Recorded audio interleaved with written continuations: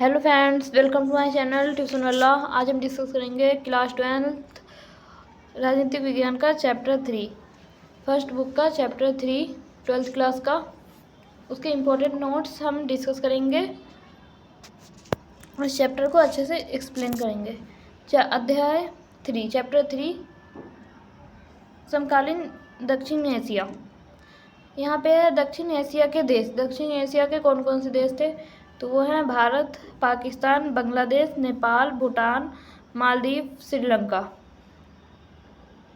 ये सातों देश हैं दक्षिण एशिया के। दक्षिण एशिया विश्व का महत्वपूर्ण क्षेत्र है।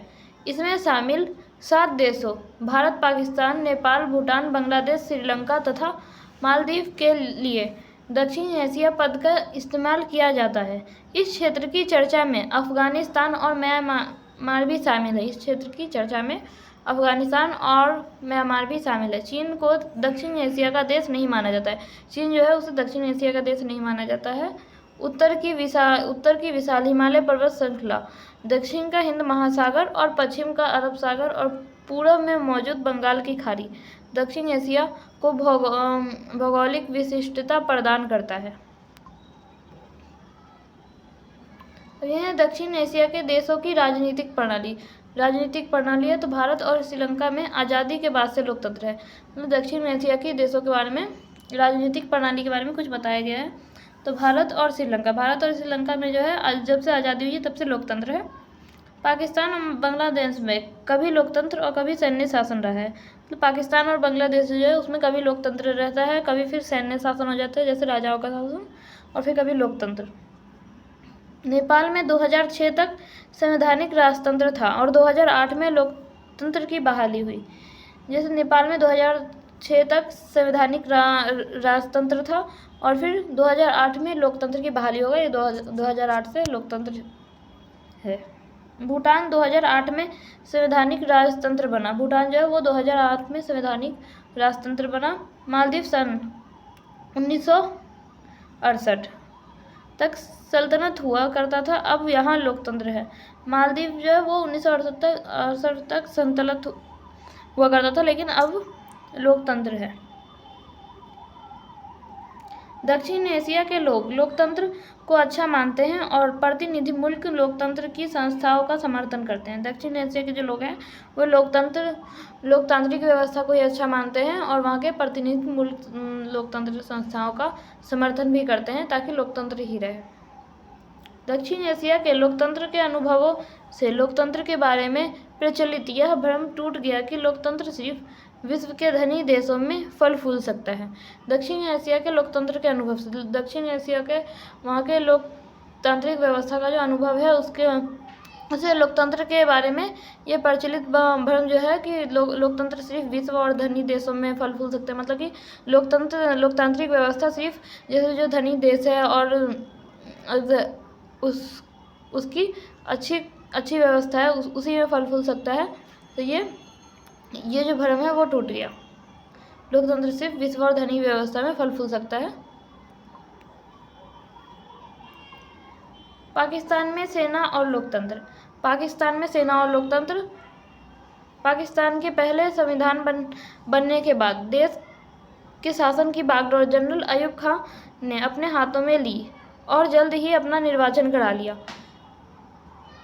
पाकिस्तान के पहले संविधान जब बना था तो उसके बाद देश का जो शासन की बागडोर थी तो उसकी बागडोर जनरल अयूब खान ने अपने हाथों में ले ली थी और जल्दी फिर अपना निर्वाचन करा लिया था। उनके शासन के खिलाफ जनता का गुस्सा भड़का और जनरल याहिया खान ने शासन की बागडोर संभाली और सैनिक शासन स्थापित किया। याहिया खान के सैनिक शासन के दौरान पाकिस्तान को बांग्लादेश संकट का सामना करना पड़ा और 1971 का भारत पाकिस्तान युद्ध हुआ। याहिया खान का जो सैनिक शासन था तो उसके दौरान पाकिस्तान को बांग्लादेश संकट का भी सामना करना पड़ा और 1971 में भारत पाकिस्तान युद्ध हुआ। पूर्वी पाकिस्तान टूटकर एक स्वतंत्र देश बना और बांग्लादेश कहलाया। मतलब कि पूर्वी पाकिस्तान जो था तो वो टूटकर एक स्वतंत्र देश बन गया और उसे ही फिर बांग्लादेश कहा जाने लगा। 1971 से 1977 जो जुल्फिकार अली भुट्टो के नेतृत्व में निर्वाचित सरकार बनी। जनरल जियाउल हक ने 1977 में इस सरकार को गिरा दिया और सैनिक शासन स्थापित किया। 1982 के बाद जनरल जियाउल हक को लोकतंत्र समर्थन आंदोलन का सामना करना पड़ा। 1988 में बेनजीर भुट्टो के नेतृत्व में लोकतांत्रिक सरकार बनी। निर्वाचित सरकार की व्यवस्था 1999 तक कायम रही। 1999 में जनरल परवेज मुशर्रफ ने प्रधानमंत्री नवाज शरीफ को हटा दिया। 2001 में परवेज मुशर्रफ ने अपना निर्वाचन राष्ट्रपति के रूप में करा लिया। यहाँ पे 2008 से पाकिस्तान में लोकतांत्रिक तरीके से चुने गए नेता शासन कर रहे हैं। 2008 के बाद से पाकिस्तान में लोकतांत्रिक व्यवस्था है और लोकतांत्रिक तरीके से जो चुने जाते हैं नेता वही शासन कर रहे हैं। पाकिस्तान में लोकतंत्र के अस्थायी न रह पाने के कारण, मतलब कि पाकिस्तान में लोकतंत्र अस्थायी क्यों नहीं रह पाता है, लोकतांत्रिक व्यवस्था कम जैसे एक सही तरीके से क्यों नहीं चल पाती है। यहाँ सेना, धर्मगुरुओं और भूस्वामी अभिजनों का सामाजिक दबदबा है, जिसकी वजह से निर्वाचित सरकारों को गिराकर सैनिक शासन कायम हुआ। सेना और धर्मगुरुओं जो होते हैं, जो भ्रम में रखते हैं जनता को, तो वह उसकी वजह से ही निर्वाचित सरकारों को गिराकर सैनिक शासन कायम रहा। पाकिस्तान की भारत के साथ तनातनी रहती है, जिसकी वजह से सेना समर्थक समूह ज़्यादा मजबूत है। पाकिस्तान की भारत के साथ तनातनी रहती है, जिसकी वजह से सेना समर्थक समूह जो है वो ज़्यादा मजबूत है। अंतर्राष्ट्रीय समर्थन का भी अभाव है। अमेरिका तथा अन्य पश्चिमी देशों ने अपने स्वार्थ से गुजरे वक्त में पाकिस्तान में सैनिक शासन को बढ़ावा दिया है। अमेरिका और अन्य पश्चिमी देशों ने अपने स्वार्थ के लिए गुजरे वक्त में पाकिस्तान में सैनिक शासन को बढ़ावा दिया कि पाकिस्तान में सैनिक शासन ही रहना चाहिए। पाकिस्तान में लोकतंत्र का जज्बा मजबूती से कायम रहने के कारण, पाकिस्तान में लोकतंत्र का जज्बा मजबूती से कायम क्यों है, तो पाकिस्तान में स्वतंत्र और साहसी प्रेस मौजूद हैं। पाकिस्तान में मानव अधिकार आंदोलन भी काफ़ी मजबूत है।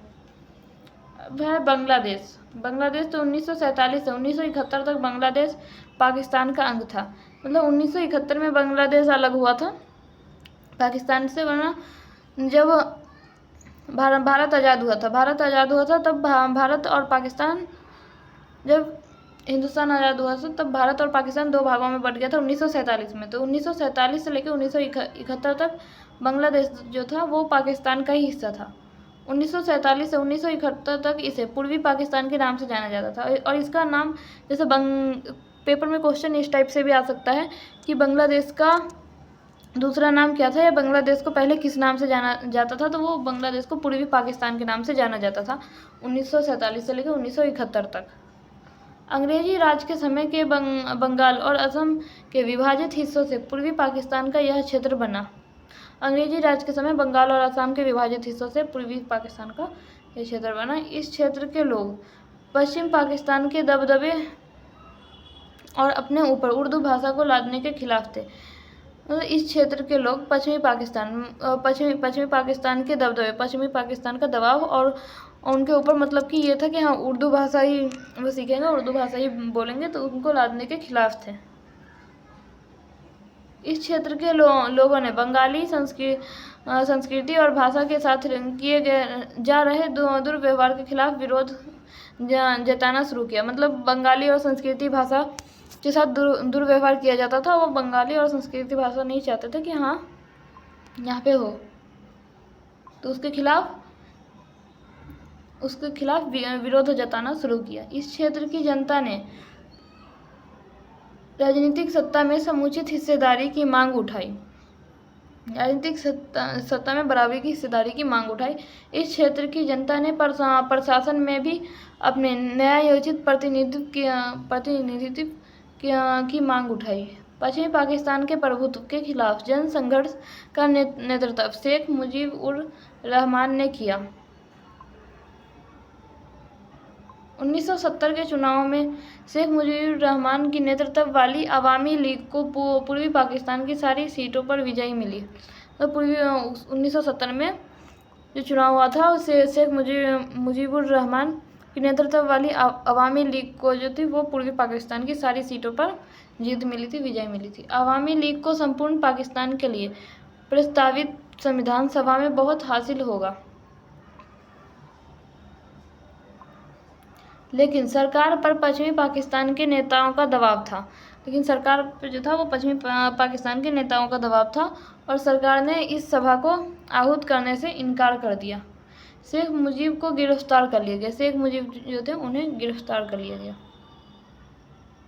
जनरल याहिया खान के सैनिक शासन में पाकिस्तानी सेना ने पूर्वी पाकिस्तान की जनता के आंदोलन को कुचलने की कोशिश की। जनरल याहिया खान का जो सैनिक शासन था तो उसमें पाकिस्तानी सेना जो थी वो पूर्वी पाकिस्तान की जनता आंदोलन कर रही थी तो उसे कुचलने की कोशिश की थी, उस आंदोलन को रोकने की कोशिश की थी। हजारों लोग पाकिस्तानी सेना के हाथों मारे गए और हजारों लोग पाकिस्तानी सेना जो थी तो वो उसके हाथों मारे गए क्योंकि उन्होंने उस आंदोलन को कुचलने की कोशिश की थी, जो भी आंदोलन कर रहे थे।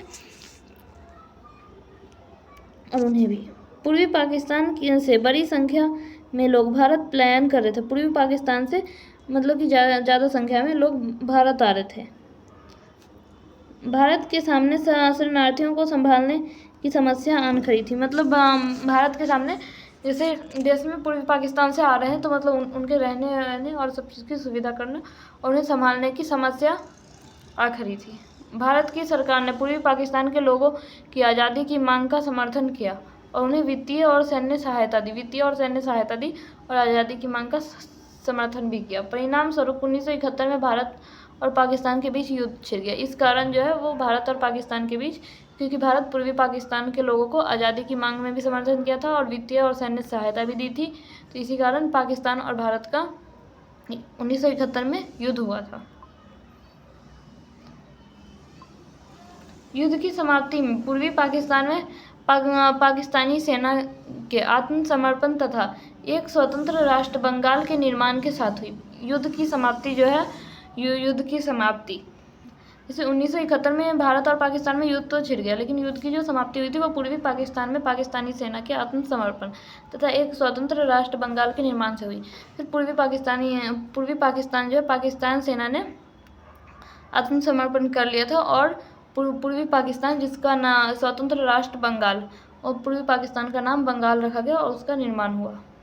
बंगाल ने अपना संविधान बनाकर उसमें अपने को एक धर्मनिरपेक्ष, लोकतांत्रिक तथा समाजवादी देश घोषित किया। बंगाल ने अपना संविधान बनाया और उसमें एक धर्मनिरपेक्ष देश जहाँ किसी भी धर्म को महत्व नहीं दिया जाएगा, सभी धर्मों को एक समान माना जाएगा और लोकतांत्रिक और समाजवादी देश घोषित किया। 1975 में शेख मुजीबुर रहमान ने संविधान में संशोधन कराया, बदलाव कराया और संसदीय प्रणाली के साथ स्थान पर अध्यक्षात्मक शासन प्रणाली को मान्यता मिली। शेख मुजीबुर रहमान ने अपनी पार्टी अवामी लीग को छोड़ शेख अन्य पार्टियों को समाप्त कर दिया।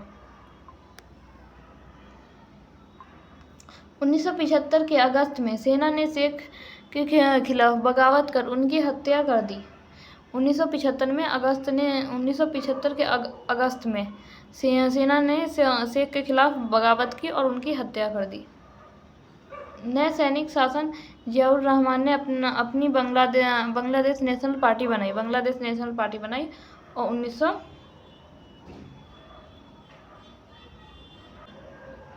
1979 में चुनाव विजयी हुए। जियाउर रहमान की हत्या हुई और लेफ्टिनेंट जनरल HM इरशाद के नेतृत्व में सैनिक शासन स्थापित हुआ।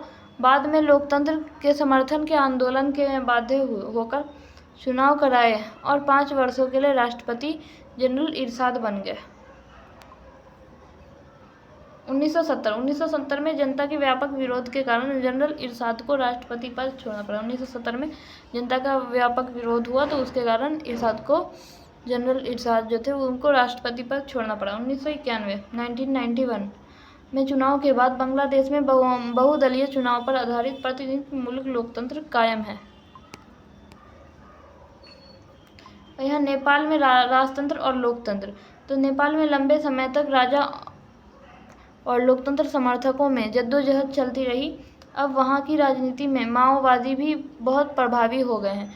मतलब कि नेपाल में लंबे समय तक राजा और राजतंत्र और लोकतंत्र राजा जो थे जो राजतंत्र कहते थे और लोकतंत्र समर्थकों में जद्दोजहद चलती रही। नेपाल में राजा की सेना लोकतंत्र समर्थकों को माओवादियों के बीच लंबा संघर्ष चला। राजा की सेना जो थी और लोकतंत्र समर्थकों और माओवादियों के बीच लंबा संघर्ष चला, क्योंकि वो चाहते थे कि लोकतंत्र हो और राजा की सेना चाहती थी कि राजतंत्र ही रहे। मजबूत लोकतंत्र समर्थक आंदोलन के दबाव में राजा ने 1990 में नए लोकतांत्रिक संविधान की मांग मान ली। लोकतंत्र समर्थक जो थे वो चाहते थे कि नए लोकतांत्रिक संविधान की मांग जो है वो मान ले। तो मजबूत लोकतंत्र समर्थक आंदोलन के दबाव में आकर राजा ने 1990 में नए लोकतांत्रिक संविधान की मांग जो थी वो मान ली। 2008 में नेपाल राजतंत्र को समाप्त करने के बाद लोकतांत्रिक गणराज्य बना और लास्ट में 2008 में नेपाल में राजतंत्र जो था, राजाओं का शासन, वो समाप्त हो गया और वहाँ वो लोकतांत्रिक गणराज्य बन गया। 2015 में नया संविधान अपनाया और 2015 में फिर नया संविधान अपनाया। श्रीलंका में जातीय संघर्ष और लोकतंत्र। श्रीलंका को 1948 में ब्रिटिश शासन से स्वतंत्रता प्राप्त हुई। जैसे भारत को 1947 में हो गई थी और श्रीलंका को 1948 में हुई थी ब्रिटिश शासन से स्वतंत्रता प्राप्त। श्रीलंका को उन दिनों सिलोन कहा जाता था। जैसे पेपर में क्वेश्चन आ सकता है श्रीलंका का दूसरा नाम क्या था, तो सिलोन। श्रीलंका की राजनीति पर बहुसंख्यक सिंहली समुदाय का दबदबा था। श्रीलंका की राजनीति जो थी वहाँ पे वहाँ पे सिंहली लोग ज़्यादा थे तो उनका दबाव था। सिंहली समुदाय भारत छोड़कर श्रीलंका आ बसी एक बड़ी तमिल आबादी के खिलाफ है। ये सिंहली समुदाय जो है वो भारत छोड़कर श्रीलंका में आ बसी थी और एक बड़ी तमिल आबादी, और वो तमिल आबादी के खिलाफ थी। तमिलों द्वारा श्रीलंका में अलग राष्ट्र की मांग और संसाधनों पर अधिकार के कारण सिंहली समुदाय से संघर्ष शुरू हो गया।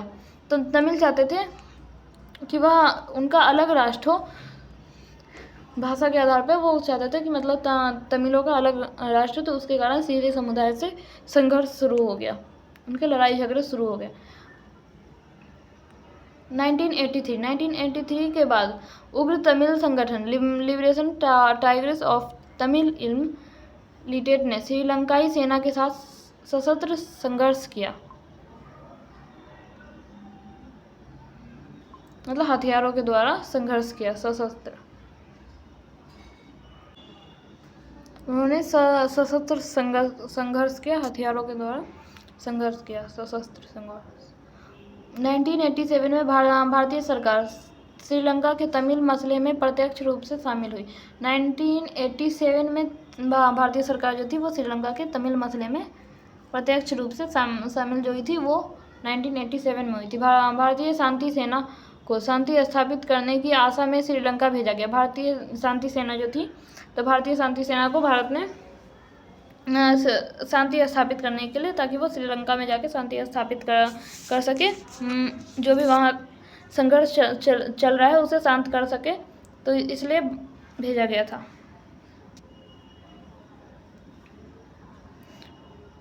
नाइनटीन 1989 में भारत ने अपनी शांति सेना बिना लक्ष्य प्राप्त किए ही वापस बुला ली। जैसे वो शांति सेना का, भारत की शांति सेना का लक्ष्य क्या था, वहाँ जाके शांति स्थापित करना श्रीलंका में, लेकिन कुछ कारण की वजह से, क्योंकि श्रीलंका को लगा था कि वो भारत उनके अंदरूनी मामले में हस्तक्षेप कर रहा है, उन्हें परेशान कर रहा है, इसलिए 1989 में भारत ने अपनी शांति सेना को बिना लक्ष्य प्राप्त किए ही वापस बुला लिया। नॉर्वे और आइसलैंड जैसे स्कैंडिनेवियाई देशों ने अंतर्राष्ट्रीय मध्यस्थ की भूमिका निभाई। अन्यथा सशस्त्र संघर्ष समाप्त हुआ क्योंकि 2009 में लिटेट को ख़त्म कर दिया गया। जनसंख्या की वृद्धि दर पर सफलतापूर्वक नियंत्रण करने वाले विकासशील देशों में श्रीलंका प्रथम है। जनसंख्या की दर पर सफलतापूर्ण नियंत्रण करने वाले मतलब कि वहाँ जनसंख्या जो है श्रीलंका वो कम है, तो सफलतापूर्ण नियंत्रण करने वाले जो देश है विकासशील देशों में श्रीलंका जो है सबसे पहला देश है। दक्षिण एशिया के देशों में सबसे पहले अर्थव्यवस्था का उदारीकरण किया। मालदीव में सल्तनत और लोकतंत्र। मालदीव 1968 तक सल्तनत हुआ करता था। 1968 यह एक गणतंत्र बना और शासन की अध्यक्षात्मक प्रणाली अपनाई गई। 2005 के जून में मालदीव की संसद ने बहुदलीय प्रणाली को अपनाने के पक्ष में एक मत से मतदान किया। मालदीवियन डेमोक्रेटिक पार्टी (MDP) का देश के राजनीतिक मामलों में प्रभुत्व है। 2005 के चुनावों के बाद मालदीव में लोकतंत्र मजबूत हुआ है, क्योंकि इस चुनाव में विपक्षी दलों को कानूनी मान्यता दे दी गई है। भूटान में संवैधानिक राजतंत्र। भूटान जो था वहाँ उसमें संवैधानिक राजतंत्र, तो भूटान 2008 में संवैधानिक राजतंत्र बन गया। राजा के नेतृत्व में यह बहुदलीय लोकतंत्र के रूप में उभरा। राजाओं के नेतृत्व में यह बहुदलीय लोकतंत्र के रूप में उभरा।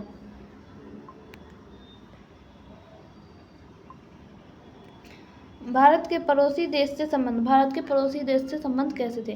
तो भारत और पाकिस्तान के मध्य विवाद के प्रमुख मुद्दे। भारत और पाकिस्तान के जो विवाद के मुद्दे क्या थे? तो सर्किक रेखा से सियाचिन ग्लेशियर और कश्मीर दोनों के मध्य विवाद का क्षेत्र है।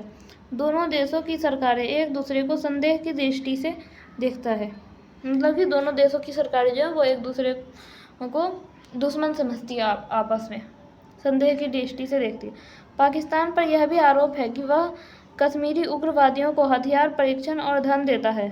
मतलब कश्मीरी उग्रवादी जो है उन्हें पाकिस्तान हथियार, परीक्षण और धन देता है। पाकिस्तान में खुफिया एजेंसी ISI पर बांग्लादेश और नेपाल के गुप्त ठिकानों से पूर्वोत्तर भारत में भारत विरोधी गतिविधियों में लिप्त होने का आरोप है। पाकिस्तान की खुफिया एजेंसी जो है ISI पर बंगाल और नेपाल के गुप्त ठिकानों से पूर्वोत्तर भारत में भारत विरोधी गतिविधियों में लिप्त होने का आरोप भी है। भारत पर आतंकवादी हमले के लिए पाकिस्तान आतंकवादियों को सुरक्षा प्रदान करता है। भारत पर जो आतंकवादी हमले होते हैं तो उसमें पाकिस्तान आतंकवादियों को सुरक्षा प्रदान करता है और शरण देता है। इसके जवाब में पाकिस्तान की सरकार भारतीय सरकार और उसकी खुफिया एजेंसी पर सिंध बलूचिस्तान में समस्या भड़काने का आरोप लगाती है। भारत और पाकिस्तान में सहयोग के क्षेत्र, वो तो विवाद के मुद्दे थे, यह सहयोग के क्षेत्र। तो 1960 में विश्व बैंक की सहायता से भारत और पाकिस्तान ने सिंधु जल नदी पर हस्ताक्षर किए। करतारपुर गलियारे से दोनों देशों के संबंधों में सुधार की उम्मीद है। भारत नेपाल मधुर संबंध। भारत और नेपाल के बीच द्विपक्षीय संधि है जो दोनों देशों के बीच नागरिकों और वस्तुओं की मुक्त आवाजाही की अनुमति देती है। इस संधि के तहत दोनों देशों के नागरिक एक दूसरे के देश में बिना पासपोर्ट और वीज़ा के आ जा सकते हैं और काम कर सकते हैं। भारत और नेपाल के मधुर संबंध जो है वो है भारत के बीच एक द्विपक्षीय संधि है जहाँ की दोनों देशों के बीच नागरिक जो है वो वहाँ से मतलब व्यापार भी कर सकते हैं और आना जाना भी कर सकते हैं, वो भी बिना पासपोर्ट और बिना वीज़ा के। नेपाल में सिर्फ जैसे नेपाल के लोग भी भारत में आ सकते हैं बिना पासपोर्ट के और वीज़ा के, भारत के लोग भी नेपाल में जा सकते हैं। भारत नेपाल को आपदा प्रबंधन के साथ साथ तकनीकी और मानवीय सहायता भी प्रदान करता है। आपदा प्रबंधन के साथ तकनीकी और मानवीय सहायता भी प्रदान करता है। भारत नेपाल विवाद के बिंदु। भारत और नेपाल के विवाद के बिंदु। तो नेपाल की चीन के साथ दोस्ती को लेकर भारत सरकार ने अप्रसन्नता दिखाई। जैसे नेपाल की चीन के साथ दोस्ती थी तो उससे भारत जो था वो खुश नहीं था। नेपाल सरकार भारत विरोधी तत्वों के खिलाफ कदम नहीं उठाती। जैसे नेपाल सरकार जो है भारत विरोधी, जैसे जो भारत का विरोध कर रहे हैं भारत के जो विरोधी देश हैं उसके तत्वों के खिलाफ कदम नहीं उठाती। इस बात से भी भारत खुश नहीं था, क्योंकि चीन के साथ दोस्ती थी और उस टाइम भारत के जो चीन के साथ संबंध थे वो सही नहीं थे। चारों ओर जमीन से घिरे नेपाल को लगता है कि भारत उसको अपने भू क्षेत्र से होकर समुद्र तक जाने से रोकता है।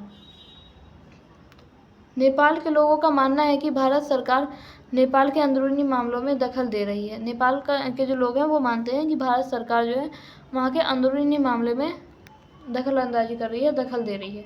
उनका कहना है कि भारत नेपाल के नदी, जल और पन बिजली पर आंख गड़ाए है। और नेपाल का कहना ये भी है कि भारत जो है वो नेपाल के नदी, जल और पन बिजली पर आंख गड़ाई हुई है, उन पर टाइप पे जैसे कब्जा करना चाहती है, आंख गड़ाई हुई है। भारत बांग्लादेश के संबंध सहयोग के क्षेत्र में, भारत और बांग्लादेश के संबंध सहयोग के क्षेत्रों में तो आपदा प्रबंधन, विकास, आर्थिक सहयोग से संबंधित मामलों में दोनों एक दूसरे के निकट हैं। जैसे आपदा और प्रबंधन, विकास, आर्थिक, ये सब के सहयोग में निकट हैं। बांग्लादेश भारत की लुक ईस्ट और 2014 से एक्ट ईस्ट की नीति का हिस्सा है। बांग्लादेश भारत की लुक ईस्ट और जो 2014 में एक्ट ईस्ट की नीति जो हुई थी तब से हिस्सा है। पर्यावरण के मसले पर भी सहयोगात्मक रवैया है। भारत ने बांग्लादेश को कोविड-19 के दौरान वैक्सीन देने में भी सहायता किया है। जैसे भारत ने बांग्लादेश को कोविड-19 के द्वारा वैक्सीन भी प्रोवाइड करवाई थी, वैक्सीन भी दिया था।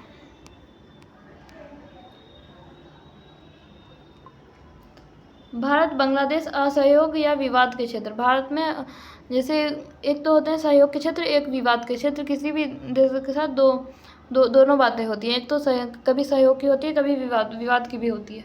भारत और बांग्लादेश असहयोग और विवाद के क्षेत्र। ढाका का भारत को प्राकृतिक गैस निर्यात न करने का फैसला।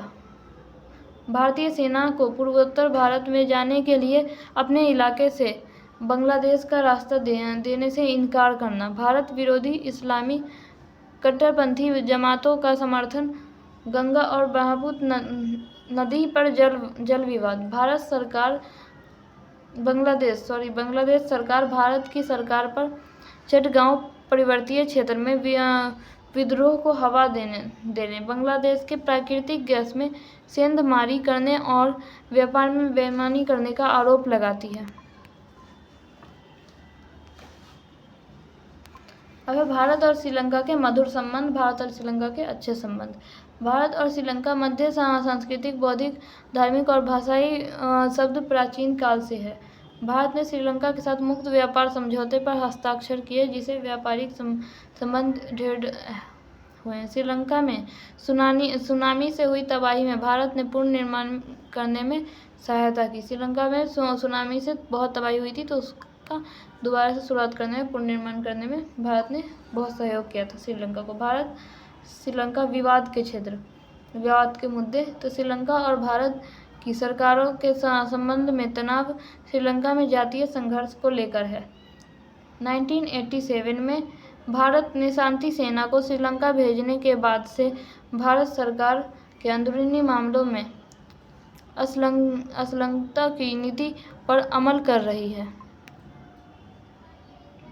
भारत और भूटान संबंध मधुर है। भारत और भूटान के जो संबंध है वो मधुर है। पूर्वोत्तर भारत के उग्रवादियों और गुरिल्लों को भूटान ने अपने क्षेत्र से खदेड़ कर भगाया। भारत भूटान की पन बिजली की बड़ी योजनाओं में हाथ बटा रहा है। भारत भूटान को विकास कार्यों के लिए अनुदान भी देता है।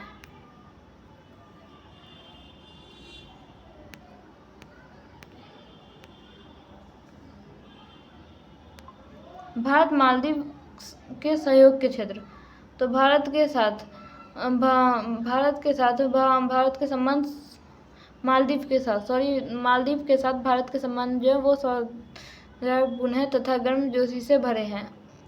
1988 में मालदीव में भारत के सैनिकों द्वारा किए गए षड्यंत्र को नाकाम करने के लिए भारत ने वहां सेना भेजी थी। भारत ने मालदीव के आर्थिक विकास, पर्यटन और से उद्योग में भी सहायता की है।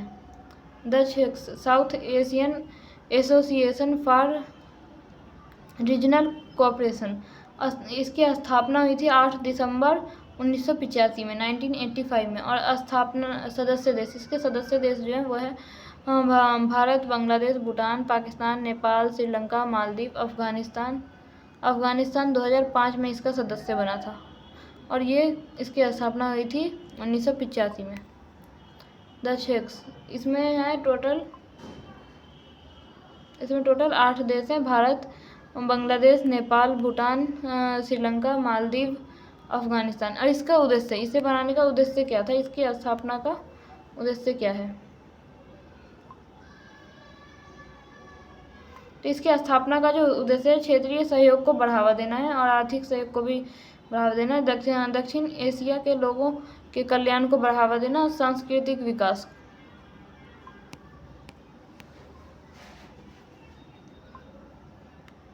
दक्षिणी एशियाई मुक्त व्यापार क्षेत्र, जनवरी 2004 में आयोजित 12वें शिखर सम्मेलन में सार्क देशों ने ऐतिहासिक दक्षिणी एशियाई मुक्त व्यापार क्षेत्र समझौता, इससे FTA समझौता पर हस्ताक्षर किए, जो 1 जनवरी 2006 से प्रभावी हुआ। इस समझौते के 2 प्रमुख उद्देश्य हैं: दक्षिण एशियाई क्षेत्र में मुक्त व्यापार संबंधी बाधाओं को दूर करना और व्यापार में लगने वाले सीमा शुल्क को कम करना। भारत के अपने पड़ोसी देशों के साथ, जिनमें पाकिस्तान, नेपाल, बांग्लादेश एवं श्रीलंका प्रमुख हैं, इनमें से यदि पाकिस्तान को छोड़ दिया जाए तो बाकी राष्ट्रों के साथ भारत के संबंध कमोबेश मधुर बने हुए हैं। पाकिस्तान को छोड़ के बाकी सारे देशों के साथ भारत के संबंध सही हैं। सार्क की उपलब्धियां: सॉफ्ट को बनाकर व्यापार की दिशा में महत्वपूर्ण कदम उठाया, पर्यावरण, आर्थिक विकास व ऊर्जा आदि क्षेत्रों में सहयोग की बातें की। भारत और दक्षिण एशिया, भारत की दक्षिण एशियाई क्षेत्रों में भूमिका,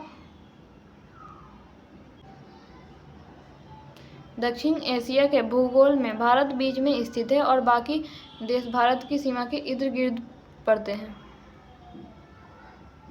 इसमें से कुछ छोटे देशों का मानना है कि साफ्टा की ओट लेकर भारत उनके बाजार में सेंध मारना चाहता है। छोटे देशों को भय है कि भारत उनके समाज और राजनीति पर असर डालना चाहता है। भारत का मानना है कि साफ्टा में इस क्षेत्र के हर देश को लाभ होगा। भारत का मानना है कि साफ्टा से इस क्षेत्र के हर देशों को लाभ होगा। भारत का मानना है कि इस क्षेत्र में मुक्त व्यापार बढ़ने में राजनीतिक मसलों पर सहयोग ज़्यादा बेहतर होगा।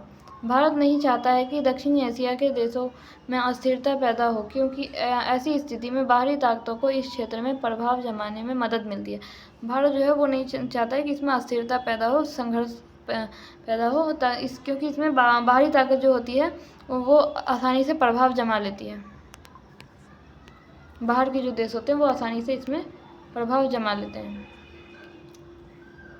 चीन और अमेरिका दक्षिण एशिया की राजनीतिक भूमिका। तो चीन और अमेरिका की दक्षिण एशिया की राजनीतिक में अहम भूमिका है। पिछले कुछ वर्षों में भारत और चीन के संबंध बेहतर हुए। चीन की रणनीतिक साझेदारी पाकिस्तान के साथ है। यह भारत चीन संबंधों में एक बड़ी कठिनाई है। अमेरिका ने शीत युद्ध के बाद भारत और पाकिस्तान दोनों के साथ संबंध बेहतर किए हैं। इस क्षेत्र की जनसंख्या और बाजार दोनों का आकार बड़ा है, अतः इस क्षेत्र की सुरक्षा और शांति के भविष्य में से अमेरिका के हित भी बंधे हैं। 12th क्लास राजनीतिक विज्ञान की फर्स्ट बुक का चैप्टर 3 समकालीन दक्षिण एशिया हमने इस वीडियो में डिस्कस किया है। Thanks for watching, like share and subscribe for more videos.